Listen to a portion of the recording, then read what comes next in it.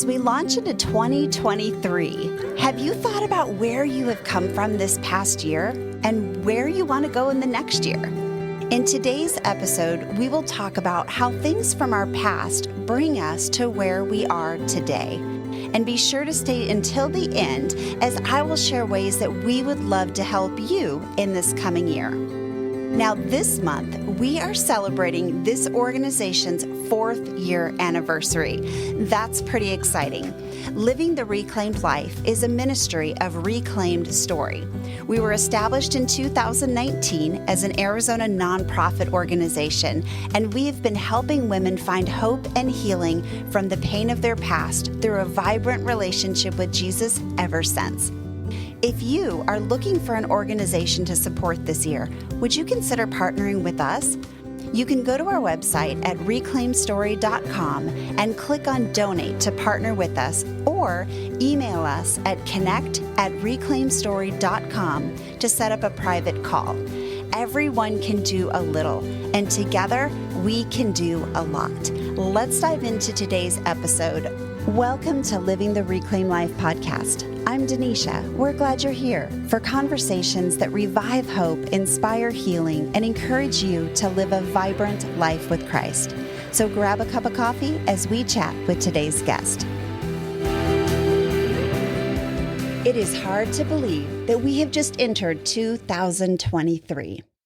And maybe you're finding yourself reflecting back on 2022, or even reflecting back farther. Because we know that everything that has happened in our past has brought us to where we are today. Everything. Whether those experiences that we reflect back on are sad or happy, traumatic or uplifting, forgettable or memorable, they all have led you right to where you are now. When I was a little girl, my nickname was Dee Dee. And I lived on a tree-lined street. And I remember that house really well. There was a white picket fence around it, and the smell of honeysuckles filled the air. And I have so many memories from that house, some that were amazing and some that were traumatic. I remember my grandma sitting in her recliner and crocheting for hours. And I also remember the day that she passed away when I was about 7. And her recliner was void of her presence after that. That was the first time that I had experienced the depth of pain that came along with the loss of someone I loved. In that house, I also remember that my mom worked really long hours in order to take care of us and provide. So we had a lot of babysitters come through, and some were wonderful and amazing, and others not so much. At one point, a babysitter came to live with us, and I'm not quite sure that she knew what to do with a 7-year-old little girl. What began as a request to go to my room soon became a lock on the outside of my door to keep me in for hours. I'd come home from school and I'd go in my room and I'd hear a click. And there are times that I don't like the fact that my past shapes who I am today. And I wonder if you can relate. I remember at one point being a little girl and mentally drawing a line in the sand and saying, "The past is the past and I'm not looking back." Have you ever done that? Is there a line in the sand between you and your past? Maybe that line separates you from experience, people, places, or family. Maybe that line is there because of pain, fears, or even shame. Well, I want to tell you that our past shapes us in ways that we cannot get away from, whether we draw a line in the sand or not. And I want to show you a story in the Bible that really reflects this and that I look at often, and that is the story of Hagar. And I want to tell you her story because I think a lot of times when we find ourselves in the space of entering a new year, we may also be looking back. Where have we come from? And where are we going this next year? And sometimes, as I just described, those looking back times can be hard or they can be beautiful. And Hagar, she finds herself, many of you might know this story, but she was the maidservant of Abram and Sarai. And God had promised Abram a son that would have so many descendants that more than the numbers of stars in the sky. So Abram and Sarai were holding on to a pretty big promise. Well, what happens when we have a promise that we don't see come to pass?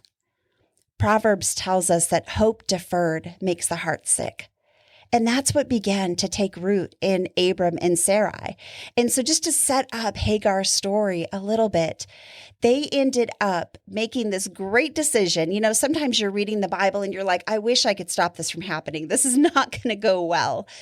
But they made the decision, since Sarai was not getting pregnant and they weren't super encouraged in that, they decided to have Abram sleep with their maidservant, Hagar. And she indeed got pregnant, right? They got a little bit ahead of God. And I don't know if you can relate, but I have gotten ahead of God in my life too, where he's about to bring something amazing and I try to get ahead and control the situation. And that's what we see in their story. After Hagar became pregnant, Sarai began to mistreat her. And one day, Hagar ran away. It was as if she drew that line in the sand saying, the past is the past and I am heading back home. And she was running. Well, then the angel of the Lord found Hagar, and she was sitting near a spring in the desert. And in Genesis 16, verse 7 and 8, I love this. The angel of the Lord said to Hagar, slave of Sarai, where have you come from and where are you going? And now let's stop there just for a second. The angel of the Lord meets her in a desert. And we see this from time to time in the Old Testament. An angel of the Lord appears suddenly and unexpected out of nowhere. But he called her by her name. He called her Hagar. Now, when we see in previous passages, we see her referred to as the maidservant, the Egyptian slave. But here, the angel of the Lord addresses her as Hagar, as if God knows her personally. It's refreshing for us to know that God also calls us by our name. Then he addresses her reality. Her reality was that she was the slave of Sarai. She was a real person, just like us, who struggled with betrayal, jealousy, and anger.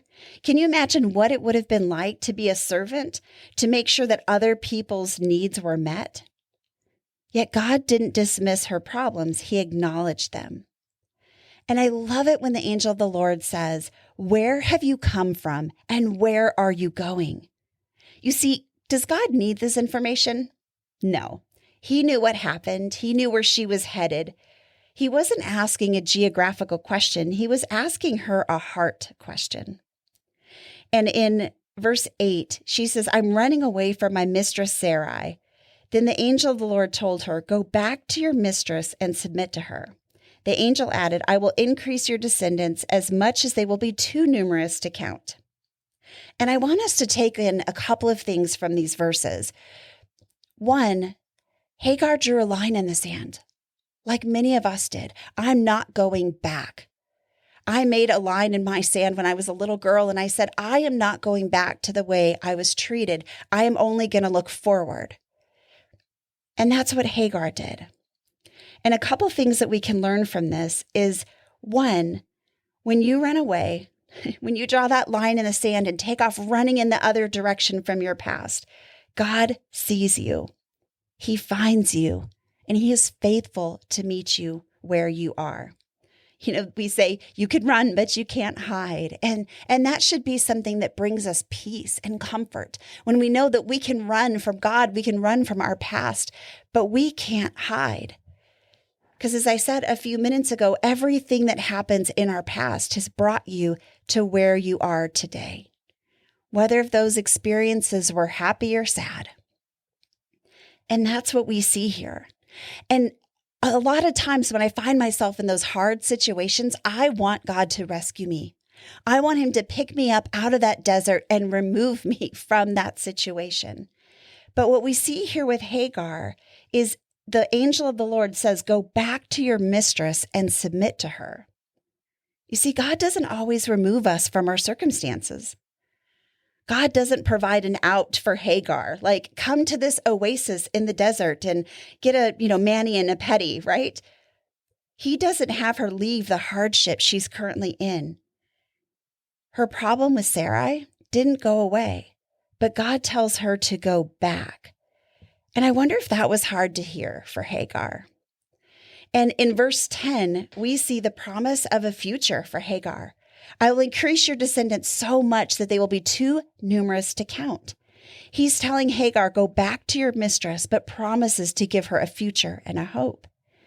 It's as if God is telling her, I see you. I see your struggle, but this is not your end. And for many of us, we need to hear that too. Where have you come from and where are you going? Wherever you are right now, God sees you. And he sees you in your struggle, but this, my friend, is not the end. And I wonder if you've ever wanted to escape your past. I wish I could go back and change my past. But I have to accept the fact that my past made me who I am today. And what we are seeing in Hagar's life is that regardless of her history, God was a part of her story all along, and God had a plan. And he does for you as well. In order to move forward in our lives, sometimes we have to look back. Well, for me, in the summer of 2018, God sent me back, and sent me back in a really unique way. He sent me back to that house on that tree-lined street. It had been 31 years since I had walked out of that house for the last time as an 11-year-old girl. My line was in the sand. I was never going back. I didn't want to address those memories. I didn't want to ever go back to that house. But next thing I knew, I felt God leading me to go back to that house and not just sit on the street, but actually go up and knock on the door. And so I did. I remember I got out of my car, I took a deep breath, and I walked up to the house. And as I knocked on the door, I felt my heart racing. My palms began to sweat, and I thought, I'm crazy. And these dogs began to bark behind the door, and this nice lady came to the door. And ironically, she was only home for 1 hour at that time. And so when she opened the door, I just was honest and I said, hello. I said, this may be the craziest door knock that you've ever had, but I used to live here and I grew up in this house. And the woman who answered the door said, you were the little girl who lived here. She said, we bought the house right after you moved out and we've been here ever since. Come on in. My heart was pounding faster than I ever could have imagined. As I walked in, that house was much smaller than I remembered. I stepped through the door into a hallway that used to be so long in my mind, but it was actually so short. And the same way I experienced that house is sometimes the way we experience going back into our past. We may think, I can't do it. I've drawn the line in the sand. I am not going to go back. But friends, I want to tell you that there is healing when we go back. And many times the thing that we thought was so big, just like this house, is actually much smaller than we thought. 31 years after I walked out of that house, that 1,200 square foot house seemed much smaller than it used to me. And as I walked down the hallway, there was a familiar creak that came from the wood floors. And although I hadn't been there in over 30 years, it felt as if I had just left yesterday. There were many familiar sounds, smells, and memories that flooded my heart and mind. And many good conversations happened between me and the owner during that visit. We were instant friends. She gave me a tour of the house. And when I got to the bedroom that I stayed in, the one with the lock on the outside of the door, I felt my stomach tighten. And I remember thinking, I don't want to go there. But as I approached the door, the lady said, "Can I ask you a question?" I said, "Sure." She said, "Why were there locks on the outside of these doors?" In that moment, my past crashed into my present, and I felt seen, not in a bad way, but in a good way. By asking me that question, she validated something that had been in me for over 30-something years. She showed me that I was seen. And I told her, I said, well, the locks were in there to keep me in my room after school. And she said, well, we took them off. And friends, in that moment, I felt so validated, like someone saw me and someone fixed the problem. Now, I was walking into that house as a 40-year-old woman, not as a 7-year-old little girl. But there was healing in that 7-year-old little girl within me that took place when she said, we took the locks off. And I felt such an immense healing take place in my heart. I walked out of that house 31 years ago as a young girl who was subject to the adults in her life. But I walked back in as a 40-something-year-old woman, still dealing with the events in my past. It was as if the woman and the young girl were both being healed together by that visit. And for me, crossing that line in the sand and facing those things from my past was my biggest fear. But God sent me back, and I discovered healing that only He could bring. Healing that came with risk, with trust, and knowing that God was with me the whole time. If we look ahead in Hagar's story, I love this verse when she says, you are the God who sees me. And this is in verse 13. I have now seen the one who sees me. And I want to tell you, as you go to look back in your past, where have you come from? Where are you going? The angel of the Lord asked her. And then she feels seen, just as I did, by that woman in the house. And Hagar says, I have now seen the one who sees me. And if we were to stop right there, we would have learned something about God that we can carry on in our lives for years to come. In moments of your hardest, unbearable suffering, when you feel like you can't take it anymore, God sees you.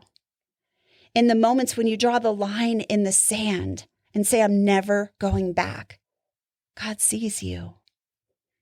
In the moments when you have to make quiet decisions that impact big things, God sees you. And when you're in the background taking care of all of the details, God sees you.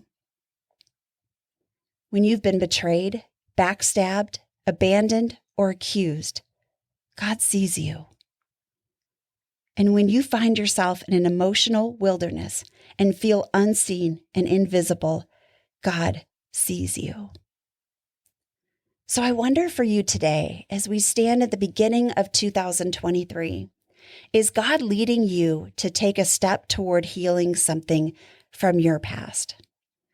God is such a personal God. Knowing me personally, He knew that I needed to walk back through that house. All of us will not be called to do the same thing. God has many ways to bring healing into our lives. For some of us, healing comes through a counselor. For some of us, it's a conversation, a visit, a time of prayer, or a lengthy journey where we depend on God the entire way. If you feel led to look back at whatever it is in your life that needs healing, I want to encourage you with the words that Hagar said. I have now seen the one who sees me.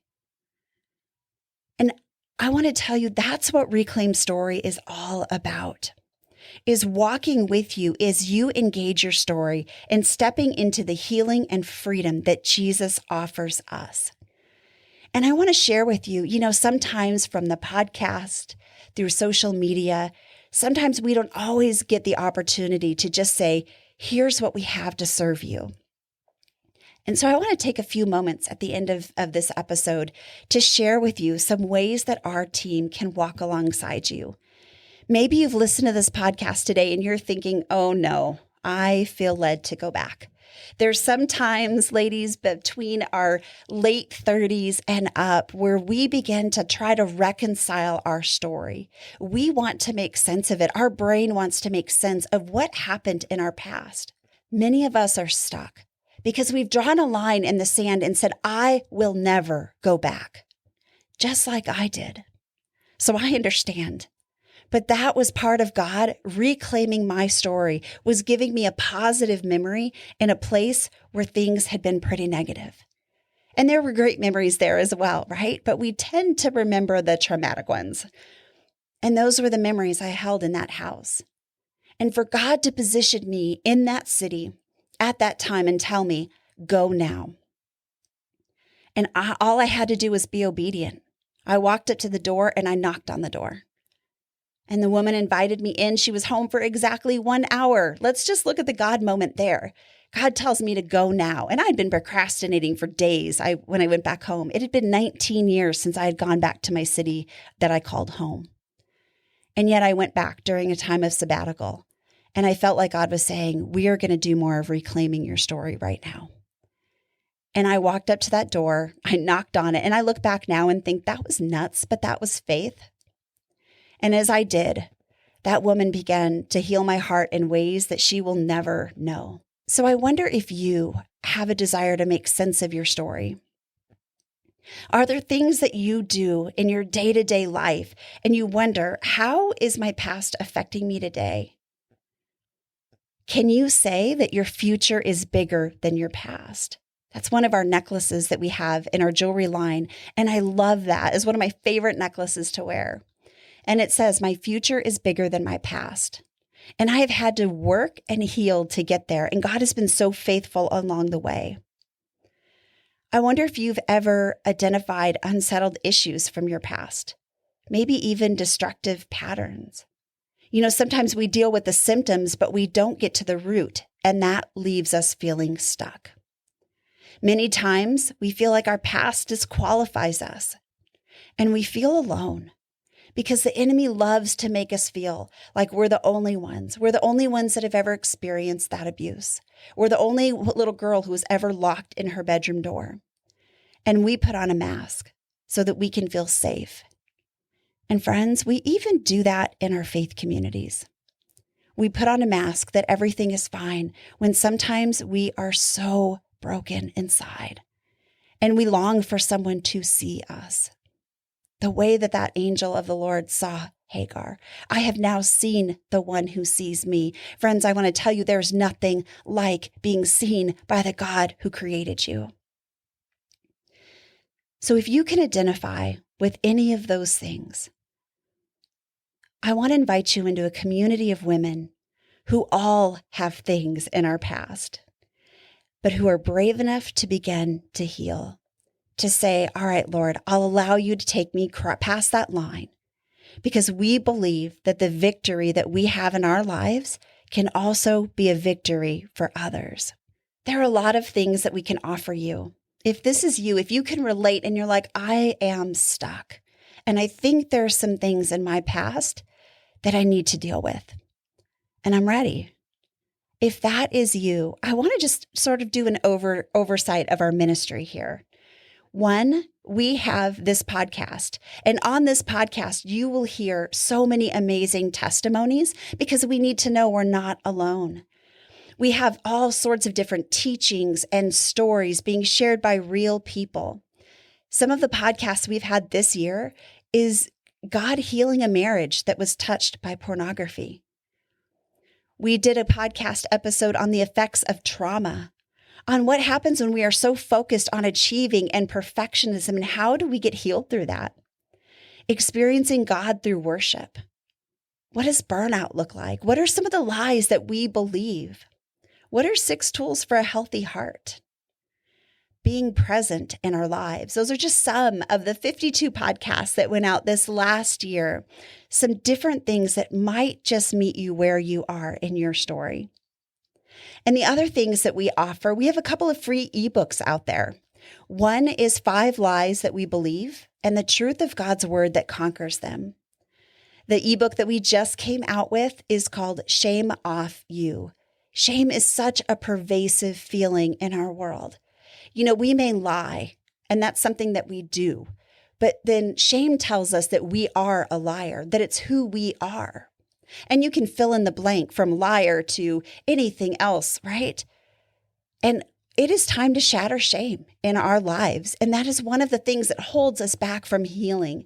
And so we have a free ebook called Shame Off You. And that link is going to be in the show notes.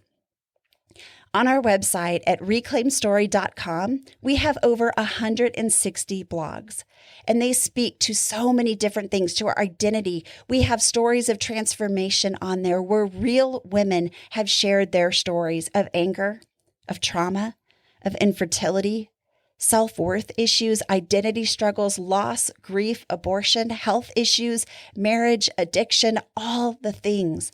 Friends, no matter what is in your story, you are not alone. I promise you. We also have in Tucson, Arizona, we have had different workshops and life groups that have met. And I want to share with you a couple of examples.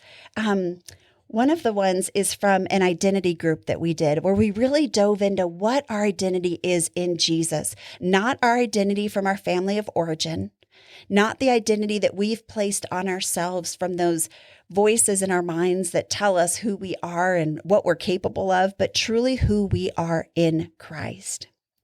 And a couple of testimonies from that. One of our ladies said, "God is mighty. I've treasured the true genuineness and love of each of the leaders have had to offer us. On the topic of identity, there have been some revelations to me that were addressed and that now has me on to my next step of healing." I don't know if you remember in the movie Shrek, but Shrek says, people are like onions. We have layers. And that is so true.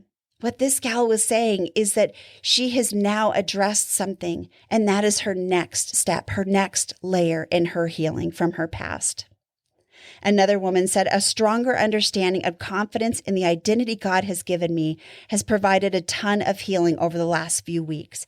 The connection I made with other women of God is phenomenal, and I feel accepted, understood, and no longer alone." That is one of our passions here at Reclaim Story. The picture that God has given me is like a big pot on a stove, and you put all the ingredients in, and each of the ingredients into that pot is our unique story. Our traumas, our pain, our abuse, and we put each of the particularities of our story into that pot. And then somewhere around our late 30s, 40s, and up, God begins to turn up the heat on that pot because He loves us too much to leave us with the wounds of our past. And as those particularities of our story begin to boil off, what we have left in the pot is what we're left with from our past. And that might include identity issues, shame, guilt. It might include an inner critic voice inside of our minds that tells us constantly that we're not enough, that we can't do it. And that is not what Jesus speaks over our lives.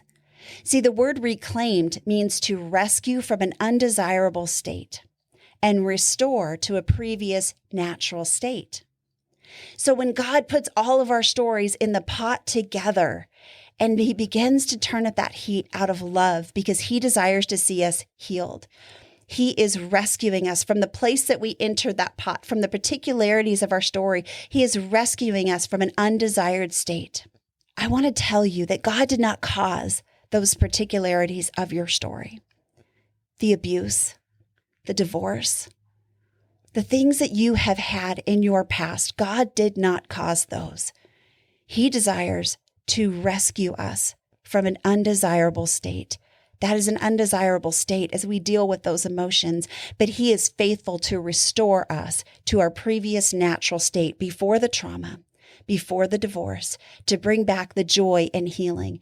And then guys, I want to tell you that as we have victory over our own stories, you will find yourselves constantly in places where other women who have dealt with similar things as you have need your victory.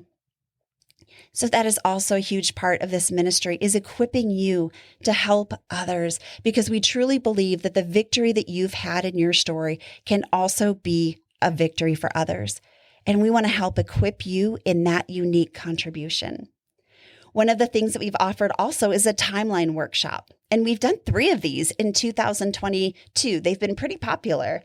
And what we do in the timeline workshop is we walk you back through your story. It's in a very gentle way that we go back and we begin to help you unpack some of the things that have been in your timeline, in your story. Some of the feedback that we've gotten afterwards was I didn't realize how early my belief of not being enough came to life. It's all the little things I allowed to build up without addressing them. Isn't that amazing? And going through our one-day timeline workshop allowed her to begin addressing those things. It showed her the places that she was stuck. Another gal said, I think it helps to see where we are stuck, and without knowing where we are stuck, we won't move forward. Isn't that amazing? When we can identify the places that we're stuck, because I promise you, you may think there is so much energy involved in me going back to my past. I don't want to cross that line.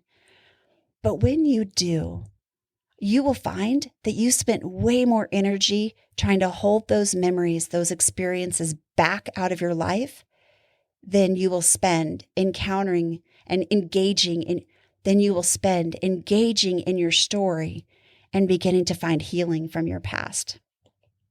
You see, that's one thing that Jesus does, right?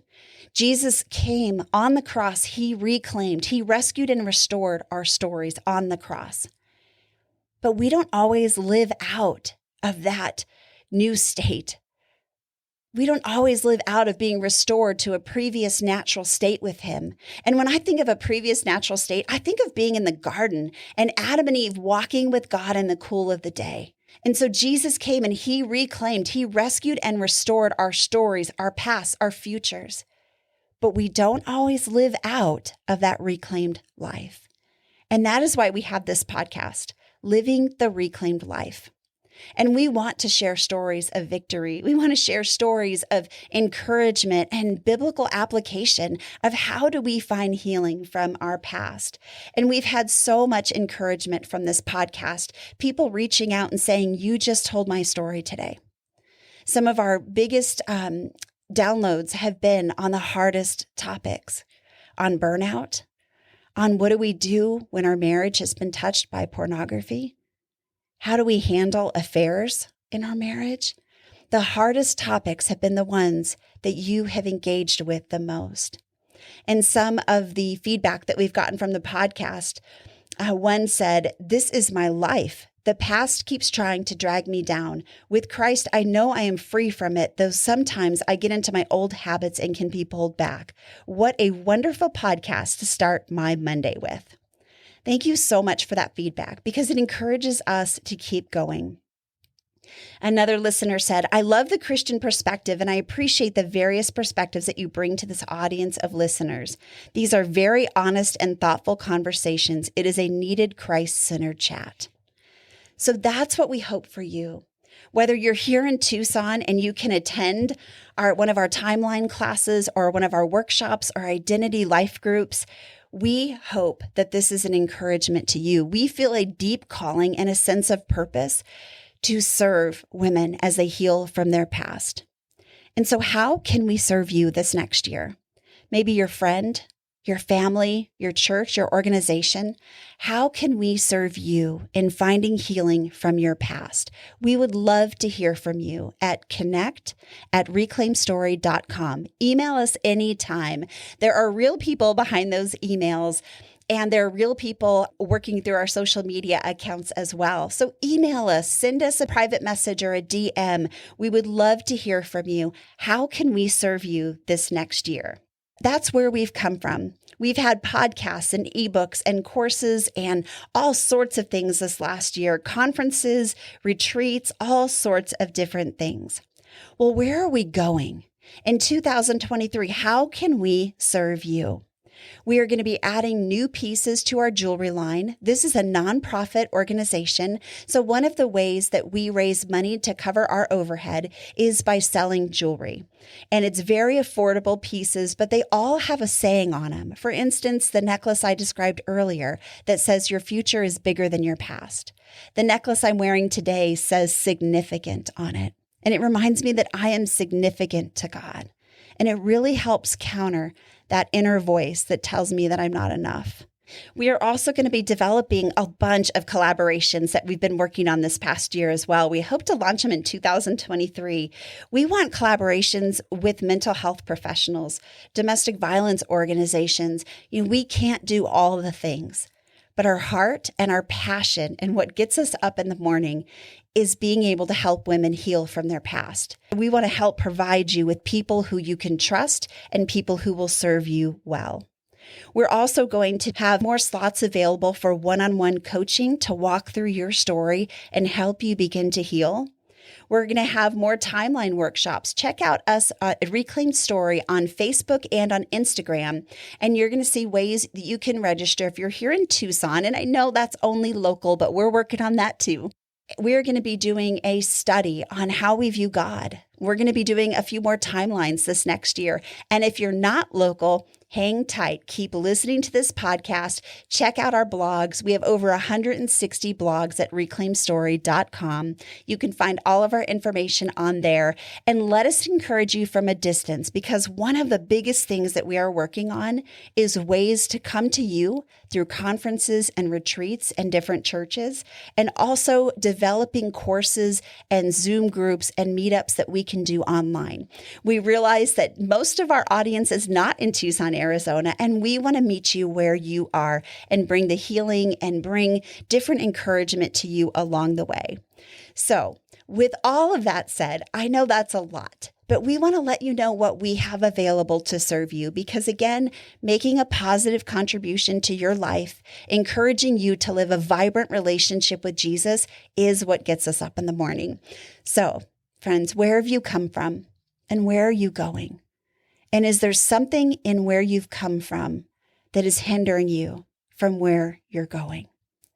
And if that's you, then we want to introduce you to the God who sees you, who loves you, who knows you by name, and wants nothing more for you to know him as you begin to find healing from the things that hold you back.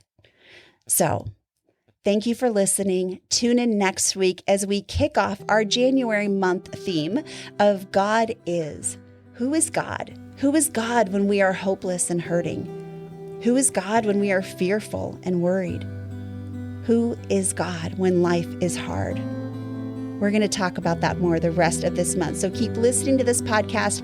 Give us your feedback. Connect at reclaimstory.com. Catch us on Instagram or Facebook at Reclaim Story, and we'll see you there.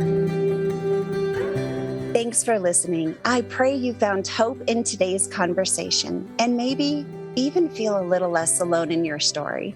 Stay connected with us on Facebook and Instagram at Reclaimed Story. Want to learn more about living a reclaimed life and how you can be a part of our growing community of reclaimers?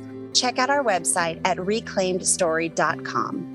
All of those links and more will be in the show notes. And if you enjoyed this inspirational podcast, be sure to subscribe, rate, and review. Not only will you be the first one to know when new content comes out, but it is also a huge help in helping us reach more people to live the reclaimed life.